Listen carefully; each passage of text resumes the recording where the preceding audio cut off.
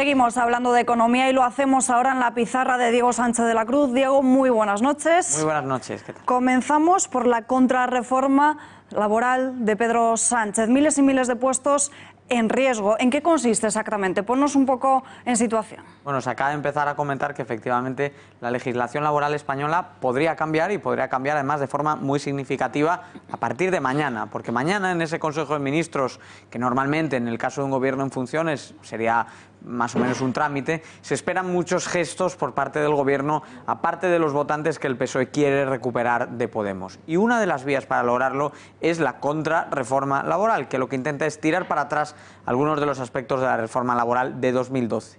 Les vamos a contar lo más interesante de esta norma, al menos lo que más preocupa a los analistas, y es la modificación del artículo 42 del Estatuto de los Trabajadores. ¿Qué significa esto? Pues que si se produce esa derogación, se equipararían los sueldos de los trabajadores subcontratados con el resto de trabajadores de las empresas. Por ejemplo, imaginen que estamos hablando de una empresa del textil y que esa empresa de textil tiene contratados una serie de trabajadores de seguridad a través de una empresa de seguridad. Si por convenio colectivo subiesen los salarios de los trabajadores de plantilla, tendría que subir en el mismo nivel el sueldo de los trabajadores que están subcontratados y que prestan el servicio de seguridad.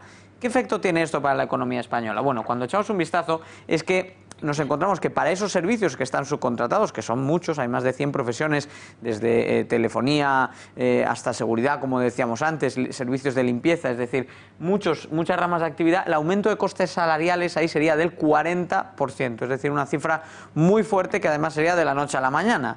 Si esto le tenemos en cuenta además que el salario mínimo ha subido un 22%, pues se puede ver cómo se está empezando a desmontar la reforma laboral con distintas reglas. Bueno, por sectores, el más afectado sería la industria, donde el encarecimiento sería de un 60%. Por ejemplo, una fábrica tiene subcontratado el servicio de transporte de materiales, pues pagaría un 60% más para tener ese abastecimiento. Y en los grandes almacenes que visitamos todos, pues también ahí se darían esos encarecimientos. ¿En qué? En los proveedores, en el transporte, en el abastecimiento de proveedores, en los sueldos de seguridad, etcétera. Bueno, en peligro 350.000 empleos, que no es una cifra menor, sobre todo porque, como digo, además ya la subida al salario mínimo está destruyendo puestos de trabajo. Y lo más importante, lo más significativo, si se aprueba esto, como se pierde tanto empleo, esto tiene un coste fiscal, porque hay que pagar subsidios de paro y hay que pagar, y además hay menos recaudación porque hay menos gente trabajando, es decir, se perderían 4.500 millones de euros en el caso de que se desarrollase todo esto, y el agujero fiscal que tanto hemos estado comentando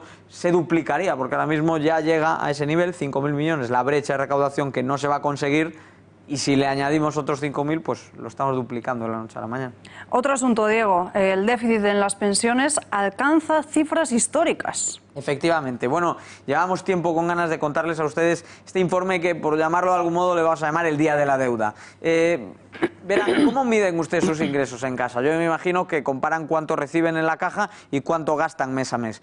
El caso es que con las pensiones normalmente los políticos lo que hacen es medir el déficit contra el PIB. Y esto realmente no nos dice nada, porque el PIB puede crecer mucho o poco, pero lo que importa es lo que pasa con la caja del sistema, es decir, cuántos ingresos tiene la Seguridad Social y cuántos gastos tiene la Seguridad Social, porque al final, si el PIB crece mucho o poco, hombre, puede ayudar efectivamente que haya más crecimiento, más recaudación, etcétera, pero lo que importa es la caja, los ingresos y los gastos. Y como vemos aquí, España es el país que más agujero tiene en su caja de las pensiones. De hecho, la mayoría de los países cubren con un saldo positivo sus ingresos de la Seguridad Social. Tomemos, por ejemplo, el caso de Portugal. Con los ingresos que tiene la Seguridad Social desde el 1 de enero hasta el 31 de diciembre, se cubre el gasto de la Seguridad Social para todo el año, es decir, hay superávit, y además se financian 35 días de gasto del año siguiente. Por lo tanto, no solo no hay números rojos, sino que las cifras son bastante positivas.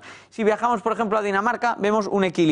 Es decir, los gastos del sistema son iguales a los ingresos del sistema. Sin embargo, en España nos quedamos cortos por 37 días. Es decir, las pensiones desde en torno al 20 de noviembre hasta final de año se están pagando con deuda. Y eso es lo que nos está generando un agujero muy importante que, como podíamos ver ahí, es algo único en toda la Unión Europea, porque esto no se da en ningún otro país. Prácticamente somos el único país que tiene un déficit en su seguridad social en términos de caja. Entonces, cabe hacerse una pregunta, ¿es realmente viable nuestro actual sistema de pensiones? Además, la población es cada vez más mayor. Correcto, ese es el problema que tenemos, ¿no? Porque el sistema depende casi como una pirámide de que haya mucha gente aportando abajo para que quienes están arriba puedan percibir esos ingresos, y lo que estamos viendo es que ahora mismo la población es cada vez más vieja, lo podemos ver aquí, que pasamos de una media de 44 a una media de casi 50 años de edad en los próximos años.